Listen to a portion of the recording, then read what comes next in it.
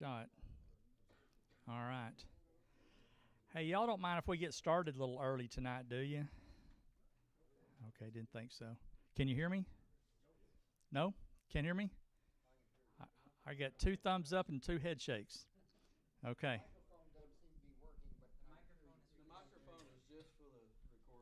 It's just for the recording. So I'll try to talk a little louder. Is that better, Gene? All right, sir. Thank you. That's not too loud for the mic for the system, is it? Okay. I don't know how that stuff works. I just appreciate everything that you do. Hey, I'm Gary Rushing, president of Tyler Amateur Radio Club, and we appreciate y'all being here for the January 2025 monthly in-person meeting. I know we're in a different room tonight. This is temporary. We'll be back in the regular, I call it the fellowship hall, if I'm using the right terminology, over here where the kitchen is, where you usually meet. We'll be back in there in February. And while I'm thinking about it, on February, I believe we are already confirmed with National Weather Service Shreveport to be here. We will have the big room again. We're going to open the wall and have that. I think last year we had almost, I think we counted almost 100 last year, or 99, 101. We had we had a lot of firemen that were here, citizens that were here that had no interest in amateur radio, but they came because they heard the National Weather Service is going to be here, and that's what it's about. Hams, non-hams, fire, law enforcement, and just citizens. Because as the National Weather Service can actually educate the general public on how to report this stuff, it makes everybody's job a little easier, especially the ones that are calling their fire department or calling the police department and stuff like that. So anyway, so that'll be next month. The main thing I wanted to do was introduce our officers and board members. I see some new faces in here tonight that may not know everyone, but John Threadgill right here on the front is our vice president. And Josh over here with the AV stuff is our secretary treasurer. And I saw Jack here somewhere. Oh, there's Jack. Jack is one of our at-large board members, and I'm looking for Steve. Oh, Steve, there you are. You blend in with the chair with the blue. And Steve Plotner, he's one of our at-large board members as well. So I will tell you, y'all have with your officers and your at-large board members, they're very supportive. They're easy to access, and they really help. And there's so many moving parts to a radio club that there's no way it could be done by one individual at all. I can promise you that.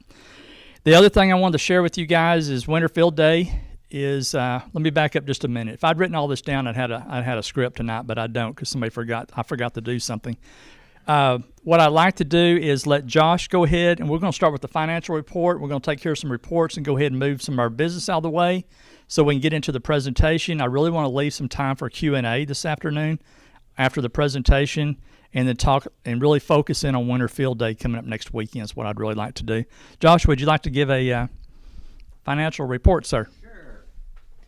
We currently have 131 active members in the club, which I think, again, is still continuing with our record, and we have a little over $6,100 in the bank.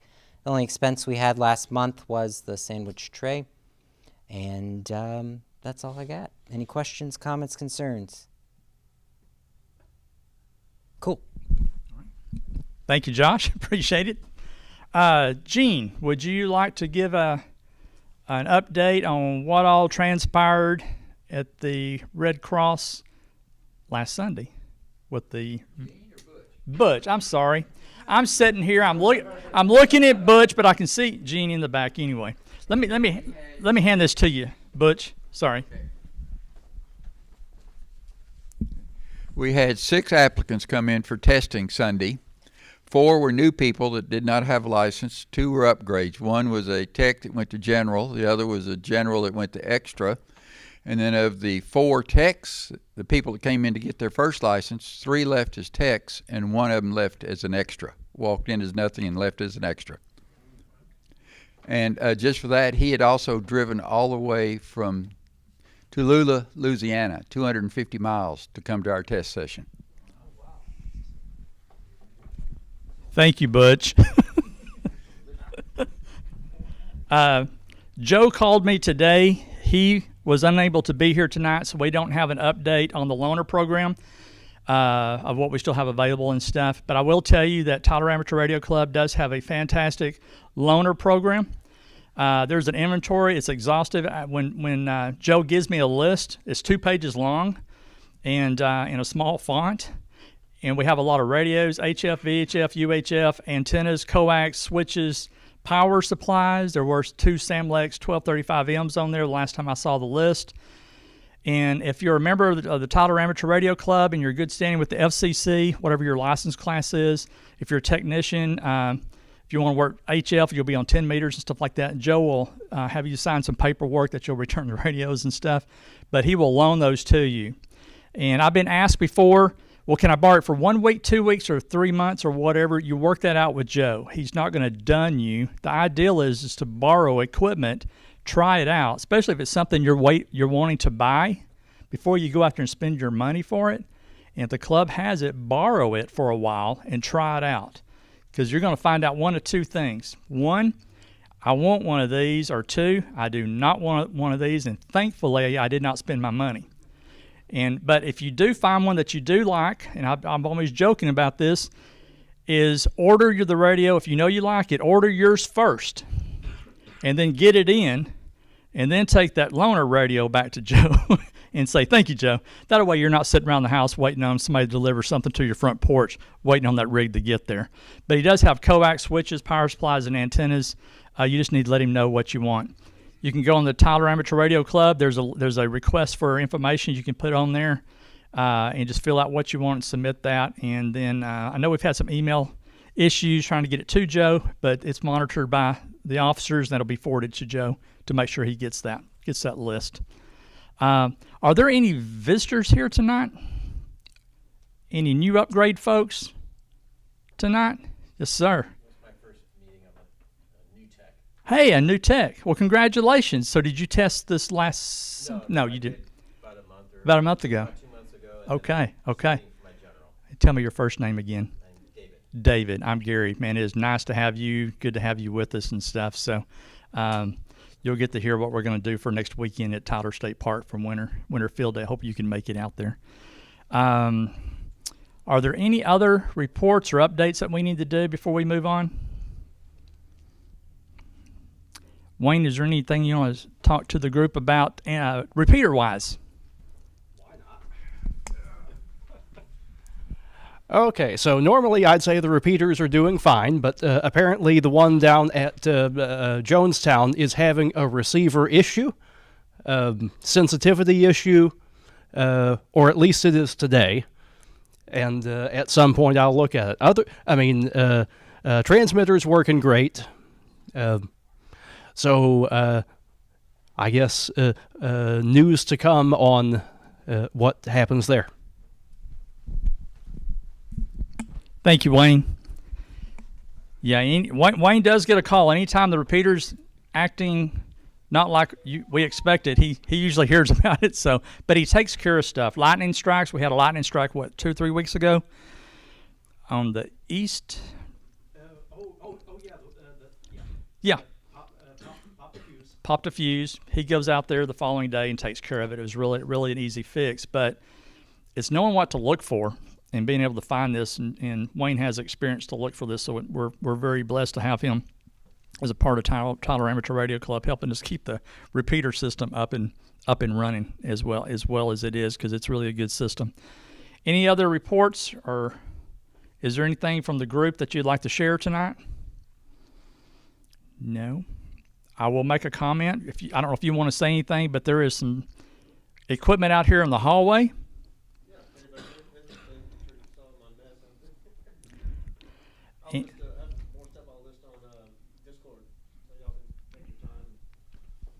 Very good. And also, I want to encourage y'all, if you do have something you're looking to swap, sell, whatever, at a club meeting night, just bring it with you. Just drag it up here, and let others look at it and stuff like that. So I want to just encourage everyone to do that, and also for Discord. And I know you mentioned earlier you're going to put a lot of your stuff on Discord under the swap shop area there. All right. Well, if there's nothing else, what I'd like to do is go ahead and get into the presentation here this evening for Winter Field Day 2025, and to share what is already set up, ready to go, kind of what the plan is.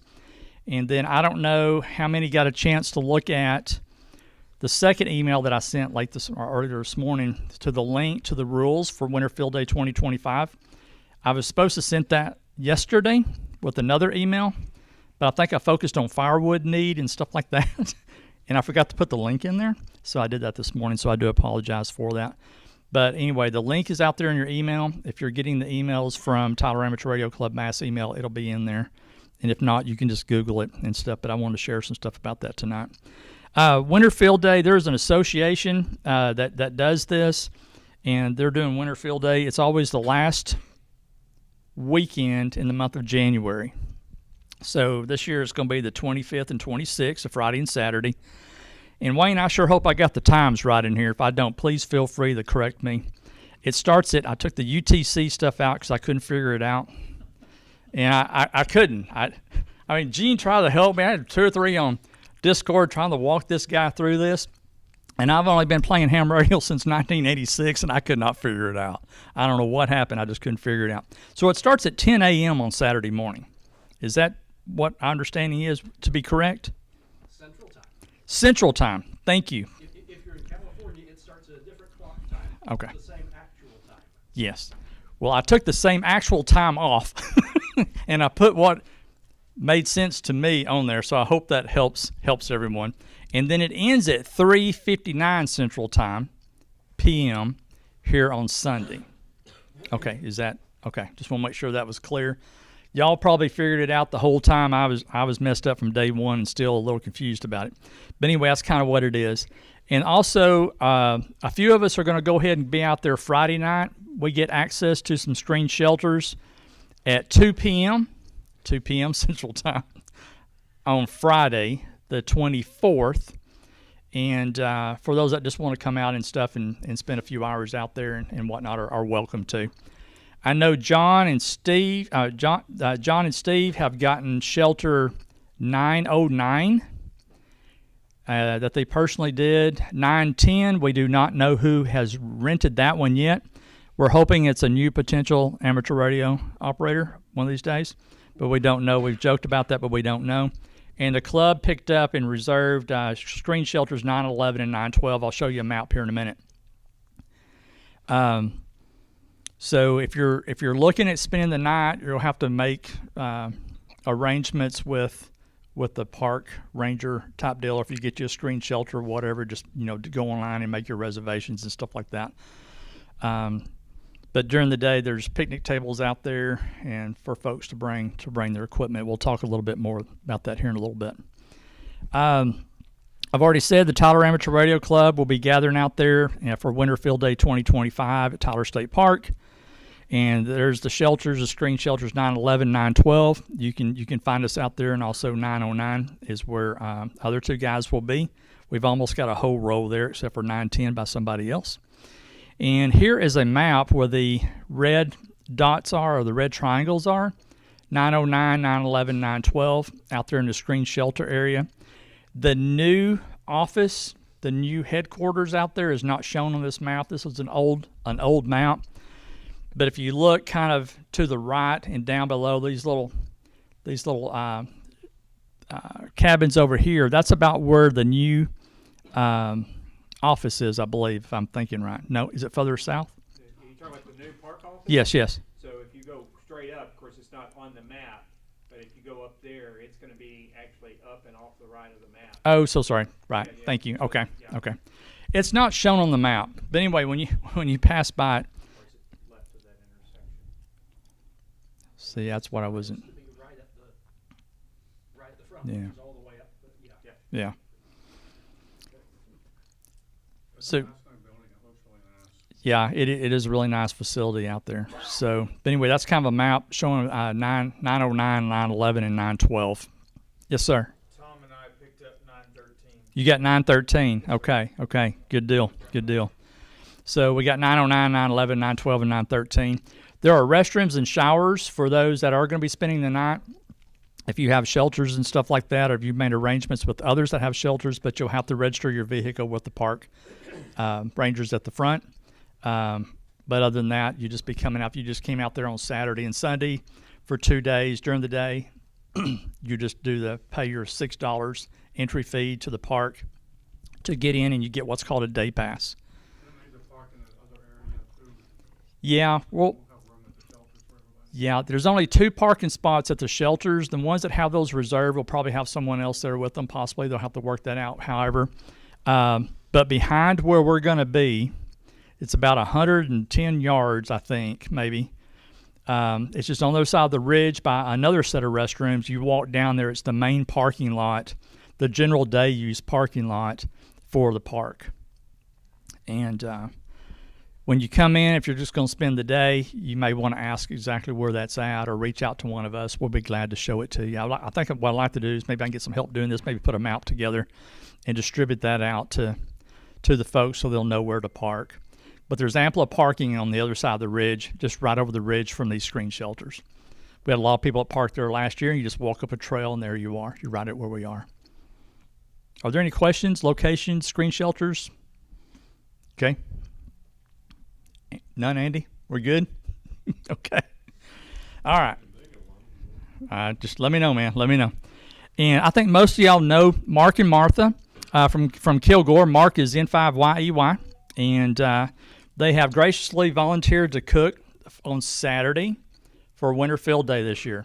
You probably know them from Field Day in June each year, except for last year. They pretty well volunteer to cook the meals for Field Day in June. But Mark reached out a few weeks ago and said him and Martha would be available to do that. So I've sent out an email. I think I put something on Discord, and then I got a text message from Mark right before we started. We're trying to get a head count of how many folks are going to be there, because Mark and Martha are going to purchase the meats that they need, and we need to make sure that we have enough for folks who are going to come out. We'll probably get a little extra. Of course, we will have folks that will show up that want RSVP, but you can RSVP through Discord. You can let John know. John is actually our captain over Field Day for the event this year. And or you can email me or text me or whatever works for you. But if you could just let us know, we'd really appreciate it. So what we'll do here in a little bit at the end, we'll just kind of go around the room for those that are here tonight, kind of get a head count, because Mark's really wanting a head count. Hamburgers and hot dogs will be lunch on Saturday, and for lunch, and then dinner is going to be chili. And Mark told me it's not going to be too spicy. Everyone will enjoy the chili. It won't be too spicy, but it'll be nice and warm, especially if the temperatures are going to be cool, as we're thinking about. I just want to let everybody know, if you are going to come out there and spend some time with us Friday, you need to prepare for your own meal. And then also for Sunday morning, you need to prepare for your own meal. Other than that, the only things we provided is going to be for Saturday. And again, we really would like to have an RSVP for a head count so we can know what to purchase. The main thing that comes up when I talk to people about Winter Field Day is why participate in it. That's why should I do this, Gary? And the other is what's the objective? And the main thing is for anyone that's never set up a rig in the field. The main question is how do I do this? How does it work? I know how to set my station up at home. I've got my mobile rig set up, but I don't know how to set this stuff up in the field. So how do we do that? And that's where we're going to try to help answer those questions. The goal of Winter Field Day, this is from some of the administrators from actually the rules and stuff like that. Basically, it's amateur radio operators to help improve preparedness for disasters, enhance operational abilities. And the main thing, I didn't put it on here, but the thing I think is it will give you an opportunity. If you've never set up in the field before, you deploy your rig in the field, you're going to find out if you can put it together and if you can get it on the air. Because if we were dealing with an emergency or some sort of a disaster, and you were actually involved with some sort of emergency communications, volunteering, helping out, or whatever in your community, the worst thing that could happen is pull your gear out of the shack or your car and try to set it up wherever you've been asked to set up, and you can't make it work. This is why we do what we do. We play ham radio in the field just to make sure we know how to operate our equipment away from our ham shack. And I always wonder about this question is, why do we have Winter Field Day when it's so cold? That's always my thing, and I remember that from last year. But the thing about it, it does present challenges for operating because it's cold. You're not in your warm ham shack. We do deal with shorter days. It gets dark pretty quick this time of year. We may be dealing with, you never know if you're dealing with snow, ice, or whatever, or freezing temperatures, or other hazards out there in the field. You know, if it's warmer, in the summer, it might deal with mosquitoes or heat. But anyway, it's a little different situation for winter. So those are some of the things that you're dealing with instead of sitting in the comfort of your own ham shack where it's nice and warm, and you go to the coffee pot anytime you want to. I almost didn't put this in here, but the administrators from Winter Field Day say that it's an exercise and it's not a contest, but a practical field exercise. I just copied that and pasted it in here just to share this with y'all. And basically, the operators, just to see if you can operate in challenging conditions. And also the main thing is setting a station away from the comforts at home and how you can enhance your readiness to improve operating skills in challenging environments. And during the winters, could be challenging. If it's drizzle, rain, cold, and wind, it's almost miserable, but can you operate in that setting? And since we do have screen shelters, maybe that'll help. Maybe that'll help a little bit. The other thing is I'm going to comment on this. When I read through the rules, when I read that it's an exercise and not a contest, but if you look down on page 7 or 8 of the rules, and y'all are smiling, some of y'all already looked at it. I was smiling too when I looked at it, but you're going to try to do exchanges just like you are for the North American QSO party, for field day, ARRL field day in June. You know, you do an exchange, right? You know, and during field day for our club, what we do, we have computers set up, Wayne and the team do, and we log all this stuff in, and it's all compiled and it's uploaded because it's a contest. Well, if you look at the rules, sheet 7 or 8, there's a deal in there, and it tells you how to submit your Carrillo, thank you, file in a particular format and everything else, and then you upload it, and you get points. There's points for CW, there's points for phone, and so I put it in here because that's what I see. It's an exercise, not a contest, but at the same time, you look at bottom page 7 and 8 or whatever the numbers are, you submit this to the Winter Field Day administrators, and you get a score type deal. So anyway, there it is. The other thing is, and the reason I put this in here is because not only what I do for a living, but the thing is I want everybody to be safe while we're out there at Tyler State Park. We probably shouldn't have to deal with snakes, but you're out in the field like that, pay attention for spiders, and then our other wildlife and stuff. It shouldn't be an issue, but we're at Tyler State Park. Yeah, that's what we look for in Colorado all these years we do this. But the thing is when you're deploying your antenna, we found this out last year because where we're at, there is a power line that runs behind the shelters at an angle to the shelters. We found it last year. So when you're tossing up your line to pull your feed point up, if you're going to deploy a center-fed dipole, have somebody with you. Y'all look at what's above you and what's close to you before you start tossing things up there. Because if y'all are like me, when I get in the field, I'm ready to toss my little 7/8 wrench up there with a string on it because I'm ready to drag. I'm ready to deploy an antenna and get on the air. But you need to look, and I just want to share that with the group just to be safe. That's the main thing we want to do, is just to be safe and make that our top priority, if you would. There are a lot of changes for Winter Field Day 2025. They've got the thing where you can actually operate extended beyond 24 hours. In the past, it's been so many hours, and there's just a lot of rules have changed over the years. Being at Tyler State Park, you might set up at one of the screen shelters, or you may go find you a picnic table or whatever. Just because you set up at the screen shelters where everyone else is, you may say, you know what, there's too much QRMary here. There's too many stations operating here, and I'm getting too much interference. So you may want to pack up and go to another location in the park. You can still do that under the rules from what I read. Locations do not have to remain fixed during the entire event. So I just threw that out there because I read it and just thought I'd share that with y'all. Again, the main thing is Winter Field Day. It's an event where you're trying to figure out how to set your radio up in the field. If you have some radio and you've never done that before, but you want to bring it out there, there's going to be plenty of people there that will assist you. All you have to do is just ask, and folks will just jump in there and volunteer to help you set your equipment up. We want to make multiple contacts, and make sure that you correctly log the designated exchange during the operational period. And I did not put it in here, but I will tell you, I'm not going to submit a log. I'm probably not going to. I just want to be very honest with y'all. I don't know how much I'm going to operate. I do know I may operate a little bit of POTA on Friday, but just kind of see what's going on, band conditions, and how many other people out there. I'd rather, me personally, will let someone else sit on my radio. I'll set my radio up and they can use mine. I may not even squeeze a microphone during the weekend. That's just my personal take on that.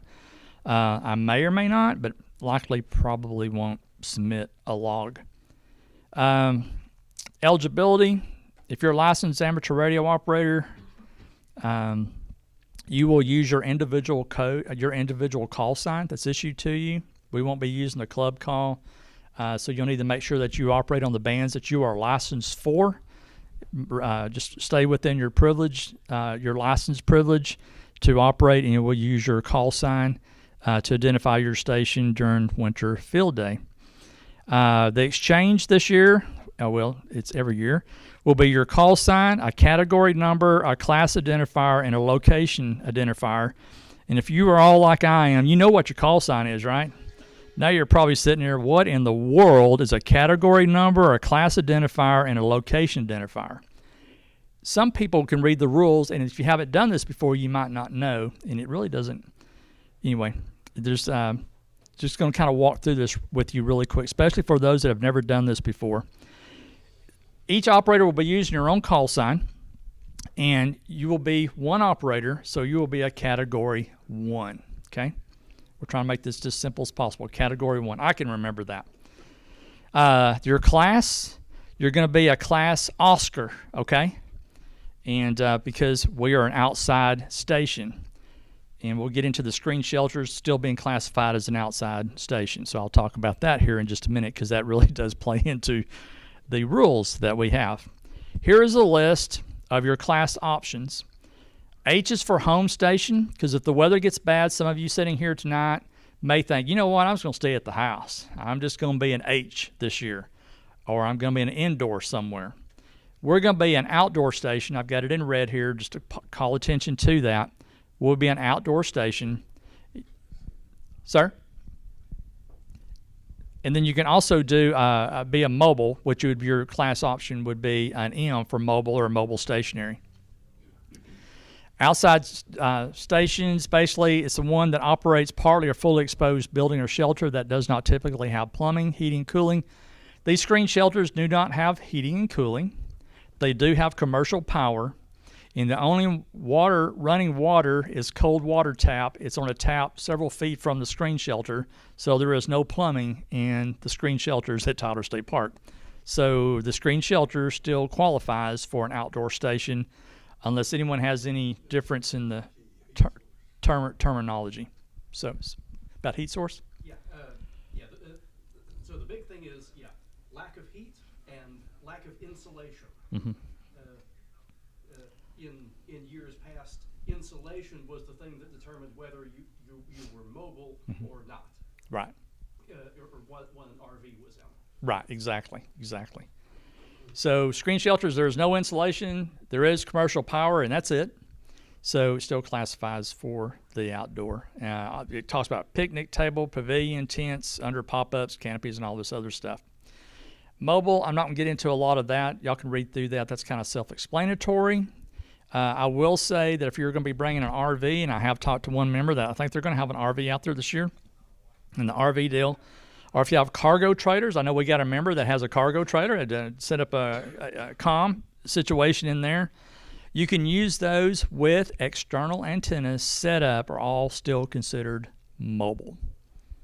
I didn't know that till I read it. I had to think about it for a little bit, but you're still considered as mobile even though you erect an antenna outside of that RV or outside of that trailer. So that's what the rules say this year.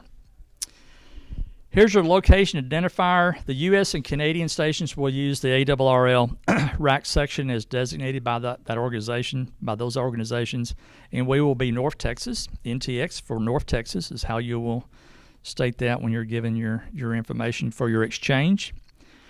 Again, the goal is to copy and record the full exchange accurately to include your call sign, category, category, class, and location identifier.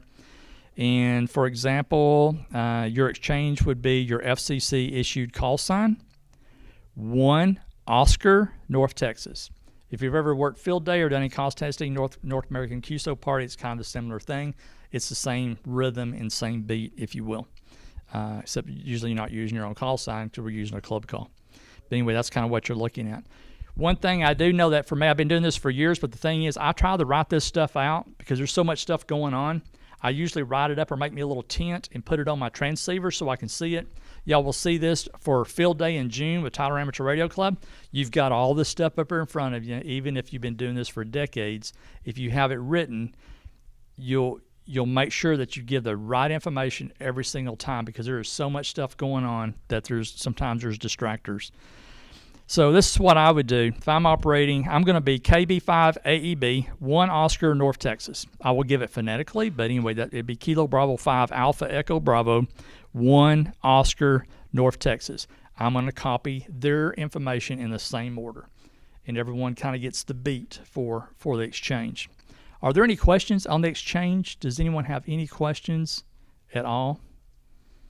No? Okay.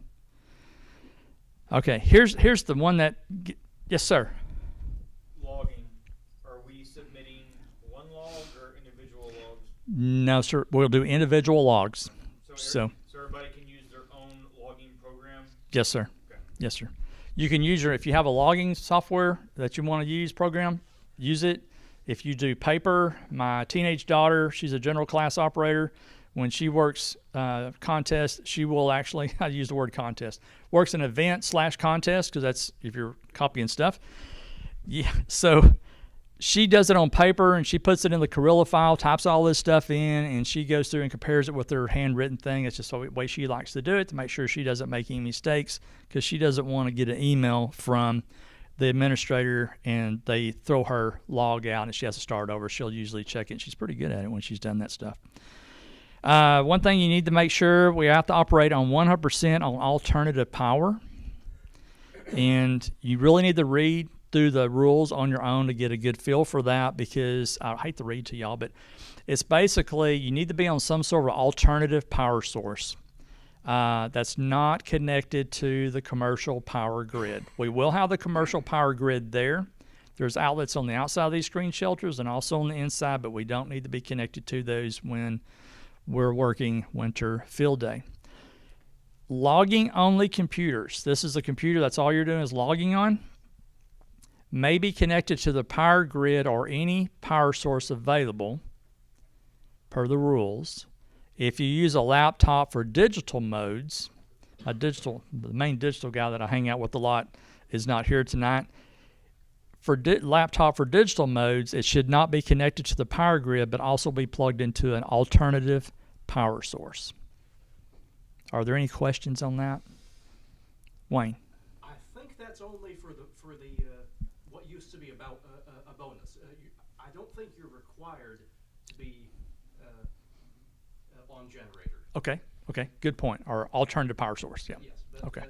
But the thing with the computer, if it's doing anything in the transmitting, for you to count as being on generator, that has to be on generator too. Okay. Thank you for that clarification. Any questions? It's a 3 times multiplier as well, so if you're counting points. Not that it's a competition. Right. And Ian, I'm glad you said that because if there's anyone here tonight or a group of you or whatever going to get out there and work winter field day for your first time, if you've done this before and you want to get out there, do what you want to do. If you want to log this and submit this, please feel free to do that. Don't let anyone else persuade you to do it different because this is for you to get out there and have fun. You may get out there and haul all your, as I say, haul my cookies out there, but I don't even eat my cookies. You just fellowship with one another and hang around this big old, hopefully warm fire that we all have and just hang out with folks.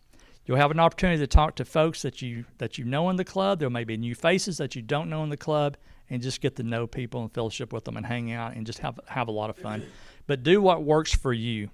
If you want to run this contest, you want to run it as an event, you want to get on for a while and try it, see if you like it, and then not submit a log, or you may start logging all this and do one paper log and go home and put it in a Trello file and upload this to the Winter Field Day administrator team, go for it. Do what works for you. That's why ham radio is so much fun. You do what works for you. This is a smorgasbord. John, were you going to say something, sir? I was going to say, so you were talking about logging, and I use HamRS for my POTA stuff, and I didn't know, so I just pulled it up, and it has other templates you can use. It has a template for Winter Field Day, so I just went ahead and set up mine for that weekend, and it'll automatically generate my call sign. I just, as I'm making contacts, put it in there. So anybody who uses HamRS, and if you don't use HamRS and you want one that's mobile friendly, that's a good little app. You can do it on a tablet, or you can run through on your phone. So, and like I said, I use it for doing POTA activations. It works pretty good, and it does have a template in there for Winter Field Day. Thank you, John. HamRS, Brad, K5BDL, told me about HamRS. That's what I use for my POTA stuff. It's really easy. I don't have to be an expert how to run that stuff, and I do all mine and upload stuff for POTA when I've activated a state park. You can generate your file to submit, like you submit to POTA. Yeah. I'm assuming you can submit for Winter Field Day, and you can submit it to, if you use QRZ logbook, you can send it to that as well. So it's multiple use that you can do, but it's really easy. I do stuff on my phone when I activate on the deal. I spot myself, that way people can find you. And also when I don't go on there when I'm doing a part to part. But anyway, you can go on there, spot yourself on POTA. So this will be the same HamRS on your mobile device that you can use that. And it's really easy and it's user friendly. It's pretty easy. If I was able to figure it out with a short tutorial from Brad, anyone can do that. So thank you, John, for that. Any other questions about 100% alternative power? No? All right. This is my favorite slide of this whole thing. The main goal is to simply have fun. Whatever you do, if you bring all your radios and antennas out there and you never take them out of your vehicle, but you had fun when you was out there on the weekend at Tyler State Park, that's a success. That's my personal opinion. Just have fun. If you haven't been to Tyler State Park before, I think a lot of us in here have, but if you have not and you come out there, just enjoy yourself at Tyler State Park. Like I said earlier, just enjoy the fellowship with old and new friends and share the common interest in the amateur radio hobby. There will be non-licensed operators out there. I know several that are going to come out there because they're interested in getting their ham radio license, and some just like to come out there, and I will tell you, this is what they tell me.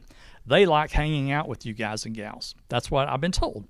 Well, I'll talk to them about ham radio. Gary, I appreciate what y'all do. I'm not interested in getting my license, but when I get around the group, I like hanging out with them. So y'all have said something to someone somewhere at some time that have attracted them to to Tyler Amateur Radio Club. So with that, thank you for.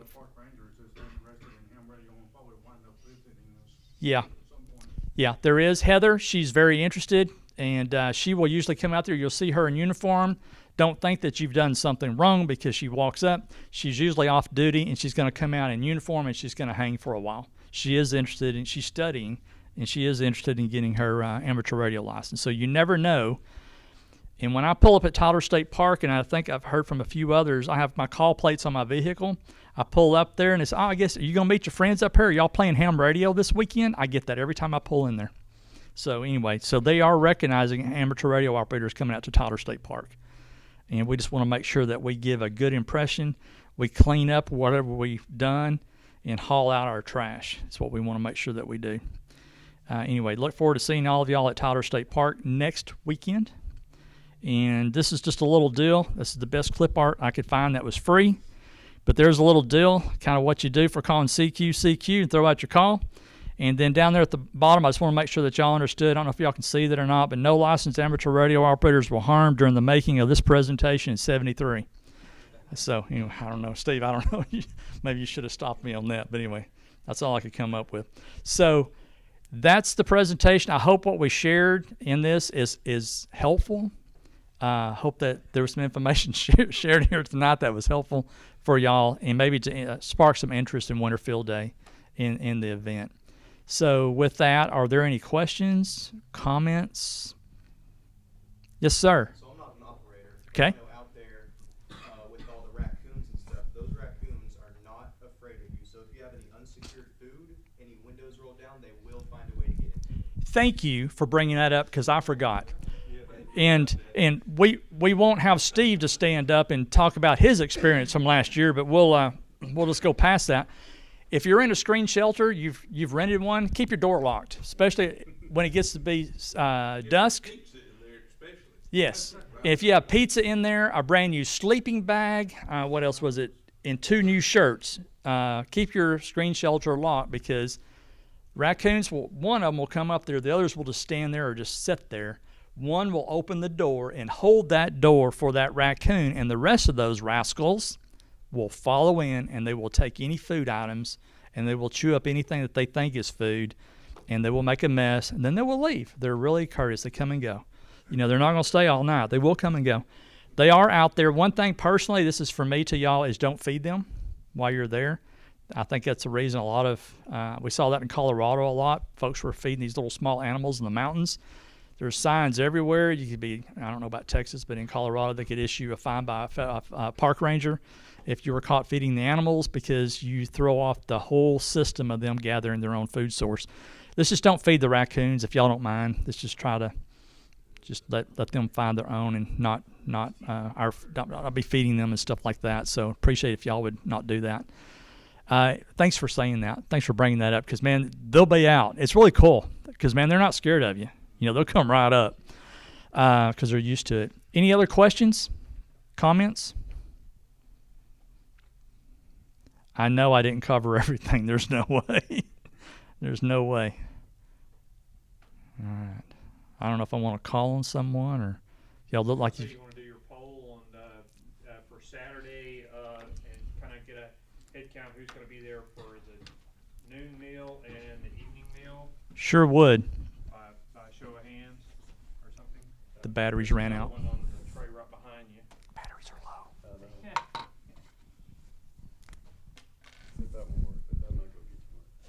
Oh, here we go. Here we go. All right, Saturday. And dinner. All right, hot dogs and hamburgers and hot dogs for lunch on Saturday, and chili, not spicy, but warm, heat warm for dinner on Saturday. Could I see a show of hands if you think you're going to be there for lunch, and hold them up high so I can count? Okay, I'll let y'all while you're thinking. Okay. 1, 2, 3, 4, 5, 6, 7, 8. Say, and any plus ones, plus twos, or something.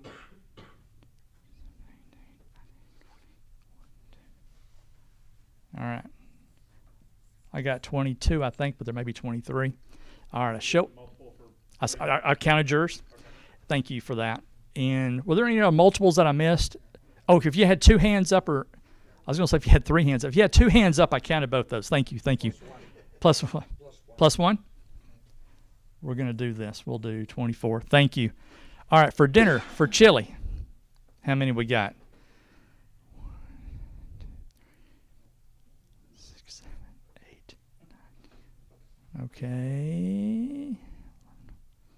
14, 15, 16. All right, 16, but I'm going to put 17 down here. And I've also... And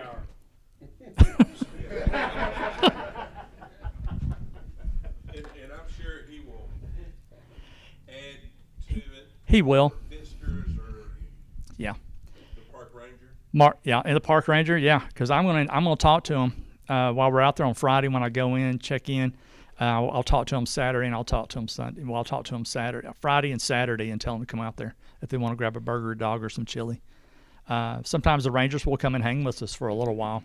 Most of the time they usually come out there like they did last year. Hey, Rushing, you need to get that truck off that grass before we write them a ticket. I'm going to make my rounds. I'm going to come back. I couldn't find all I saw was leaves. But anyway, I was like, yes, sir, or yes, ma'am, because they weren't going to write me a ticket. And I didn't know whose truck it was, but I really didn't want them to write them a ticket. They're just trying to enforce the rules for everyone, including us. But if we'll just honor the rules of Tyler State Park, they'll really like to see us come out there and hang with them. So it's like anything else or anywhere else we go. We just follow the rules. They'll be really nice to us, and they'll be there to help us too if we had an issue. I did get several emails, text messages to add to this. I'll get this to Mark. He wanted it by the 22nd, so he can purchase the food a day or two in advance. And he's got a meat supplier that does all this for him, and then we'll go from there. Do remember, if you are going to come out there and spend some time, Friday. Make sure you've got your own water, grub. If you want to eat dinner out there, whatever, you need to take care of yourself. Please prepare accordingly, and the same thing for Sunday morning. I will tell you, sometimes on Sunday morning, someone will show up with coffee. We never know who, when, if it's going to happen. Sometimes donuts. I've seen kolaches. I've seen coffee with no donuts, no kolaches. I've seen donuts with nothing else other than donuts and a roll of paper towels. So if you need your coffee on Sunday morning, and bring it with you, or thermos, or whatever you're going to do, but please prepare accordingly. But what we're going to do for the club, we're going to do lunch and dinner on Saturday. And if y'all see Mark and Martha out there, thank them for this, because they go to a lot of efforts to haul this stuff out, keep everything refrigerated, cook it up, and to serve it. And they do a fantastic job when they do this. This is their thing. They love doing this. This is how they get back to ham radio, and they're very passionate about that, serving you guys and gals. So that's what they like to do. That's really a good number right there, plus what I've got written down that's not on that board. So I think we're going to do really well. But yeah, Michael, he'll pad it a little bit, because we will have people. We will also have people that have RSVP'd or raised hands tonight that will not be there, because things will come up in a week. Everyone's looking for this warm summer deal, and they may realize, we don't know what the weather's going to do yet. We are going to hold Winter Field Day regardless what weather does. My wife is still laughing at me if it's cool as it was last year, and I was cold because I'm cold-natured, but I'll just have to bundle up more. She's still laughing a year later about that, but it's a lot of fun, and it is a challenge to get out there when it gets dark quicker and it's cold, maybe drizzling stuff. Can you operate it? Because if a disaster hits, it may not be a fair weather disaster. It could be inclement weather. It could be a winter event and everything is down, and somehow you get called into something, even your local fire department, I don't know, but get called into something where you need to deploy equipment, or you can't stay at your house, and the only way you can communicate is through your equipment, not being called up by someone, but as a U.S. licensed amateur radio operator to get out there and be able to communicate with the outside world when everything is down. So just something to think about. All right, one more call. All right, Andrew? Sir, just whenever you're done, the fox hunt stuff. Okay, I'm going to turn it over to you. I'm done. You done? Yes, sir. I'm done. Yes, I'm done. You want to hold this while you speak, or? Yeah, we need to get some of this stuff over there. Sure. While Andrew's getting his stuff together, he's going to do a fox hunt out there at Tyler State Park. If you've never done one of those before, he is going to share with y'all. So it'll be something in addition to it if you want to check it out. Okay, so let me get this. Sure.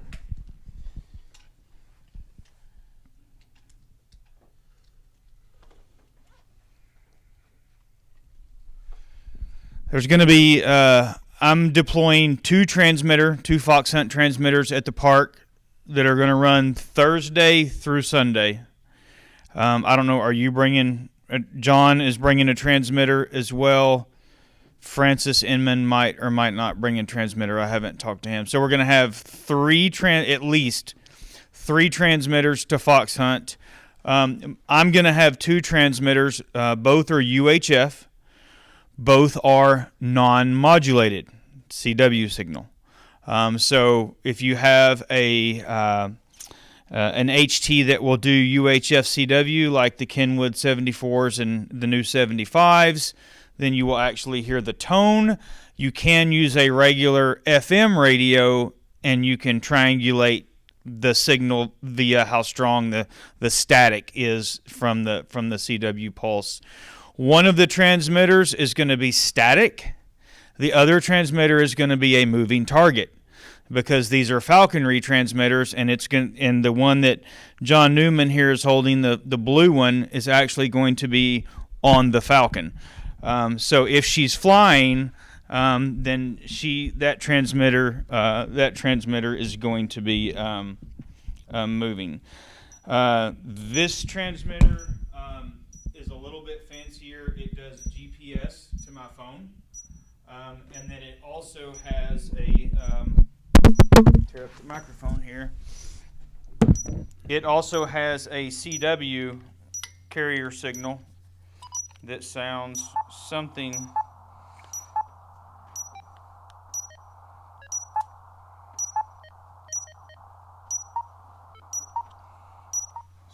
like this. And so As you can see, I have a UHF Yagi with a, I believe this is an Aero brand attenuator on it. And so, obviously,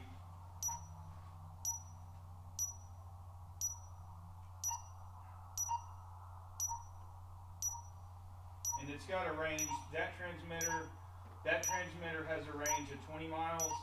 The other transmitter that's static has a range of 40 miles, UHF. This frequency here is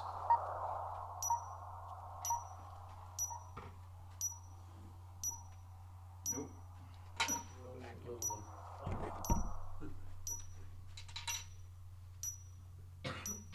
434.000. That's for the moving Fox Hunt transmitter, and then 434.055 is going to be the static transmitter. I will most likely have it hanging over an ammo can, and then you can just, with some paper and a pen, and you can just write your name on the paper and drop it in the ammo can that you found said signal. In addition, there's going to be I'm bringing out the crossband system so we can crossband back to the TARC repeaters. That frequency is going to be 445.500. So if you want to go ahead and start programming this one into your HTs, this will be the crossband frequency back to the TARC repeaters for those that are coming and going and asking if the donuts have arrived. And on the Fox Hunt, if you're not set up to be able to do UHF, the transmitter I'll be bringing will be a VHF. It'll be a 2-meter micro Fox. So I think it's 15 milliwatts or something like that. So it's got enough range to cover the park. Any questions about the Fox Hunt or the crossband? I've got. It depends on which one I grab off the shelf. I actually have 3, so but it's in the 2-meter band. You'll use this simplex. Sorry, I should have said that. This is simplex. This is just simplex with a 136.5 PL. And so, if you want to be inside the park, you cannot hit the TARC repeater system with the HT. So I'm going to set up a radio where if you talk with this frequency simplex with the same PL as our repeaters, you'll be able to hear and talk and listen to the repeater system. So. Any questions regarding any of all that?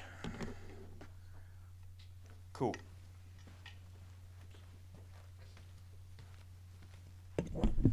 Thank you, Andrew. So, John, you're going to be helping with some of the Fox Hunt as well?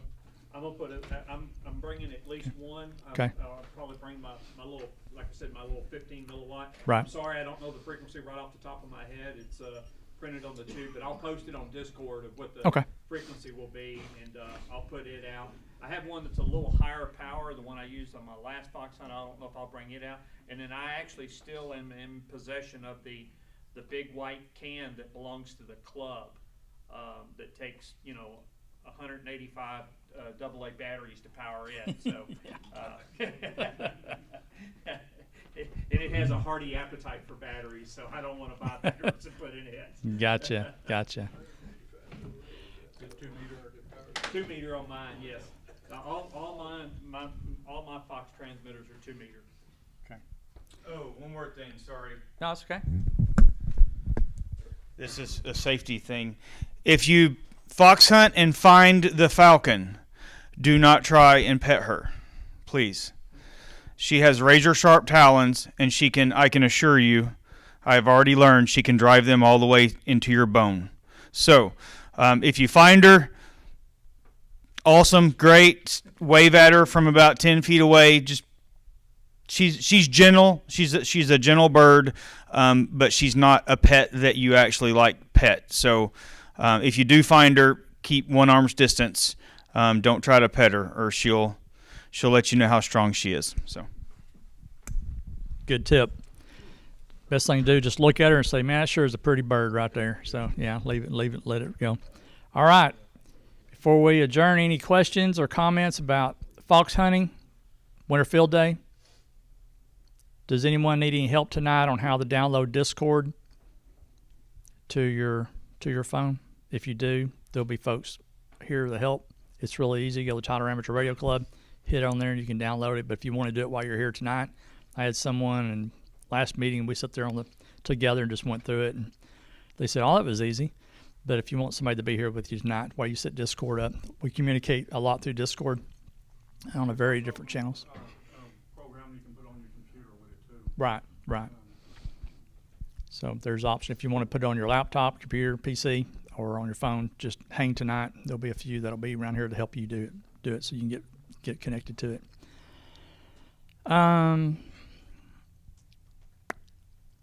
One last thing for the February club meeting is on the 20th? The 20th of February. Mark has done all the legwork with this, has reached out to National Weather Service Shreveport. We'll be bringing them in for the club meeting. We're in the process of waiting to confirm the exact time. I think we started at 6:30 last year, maybe. So that's a conversation Mark will be having. He'll confirm. He'll let me know. We will share that in an email, a mass email, and also in Discord to let y'all know. If you know folks that are interested in that, invite them. If they're licensed or not, tell them to come, and we'll get more information out there. And also, we need to, from the club, we'll be doing some publicity outside of email and to do some publicity through some local media. This is open to the public, right? Good deal. Thank you for asking that. I should have. I figured. I was assuming. So invite folks that you know, and to let them know. So more will be coming on that. We also have been talking about kicking around having a chili cook-off. Ooh, yeah, a chili cook-off. I think what we're going to do is do that for the March meeting. Let's do Winter Field Day, January. We'll do National Weather Service, February, and do a chili cook-off with the members. We can just bring crock pots up here, can't we? That'd be fine, however y'all want to bring it. Most folks will go ahead and cook it at home, bring it, keep it warm here, and we'll set up a team that'll judge or however. There's also one of our members that has already offered to provide a plaque for the winner. I think we're going to have one plaque for the winner, and that'll be given to them during the club meeting, I think. I'm not sure how that works. I'll have to, the plaque. Yeah, Well, it'll just say first place. Okay. People's Okay. choice. I was just gonna say, is this like a people's choice, or are we gonna have designated judges? I would say People's choice. There you go. Yeah, All right. so Thank I y'all. wouldn't have designated. Cool. Just have numbers on the chili, and everybody tastes, and they just vote on it. Vote and call it good. And okay, there you go. All right. That's okay for us to do that, John. Cool. Awesome. Awesome. Wolf brand at the house. There you go. Oh wow, that's what I was going to do with or without beans.